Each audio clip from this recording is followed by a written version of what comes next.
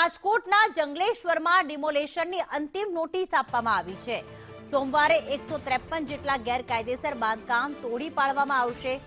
આજી નદીના કાંઠા વિસ્તારમાં આવેલા જે પણ ગેરકાયદેસર દબાણો છે તે દૂર થઈ જશે।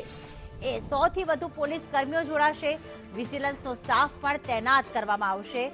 21 જેસીબી અને 23 ટ્રેક્ટર, હેવી મશીનો અને 150 મજૂરો કામે લાગશે।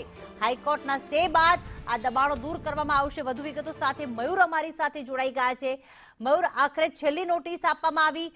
સોમવારે ડિમોલેશનની કાર્યવાહી જ્યારે કરવામાં આવશે ત્યારે કેટલા ગેરકાયદેસર દબાણો હટાવવામાં આવશે? પ્રીતિ, પ્રથમ તબક્કે 153 જેટલા ગેરકાયદે બાંધકામો છે તેને તોડી પાડવામાં આવશે। હાઈકોર્ટે જે મકાનોને સ્ટે આપ્યો છે એ સિવાયના 153 મકાનો છે એ ચિહ્નિત કરવામાં આવ્યા છે। મહાપાલિકાએ અંતિમ નોટિસ આપી દીધી છે। 3 દિવસનો સમય સ્થાનિક રહેવાસીઓને પોતાના સામાનને લઈ જવા માટે જાતે ખાલી કરી દેવા માટે આપ્યો છે। શનિવારથી ત્યાં બંદોબસ્ત તૈનાત કરી દેવામાં આવશે।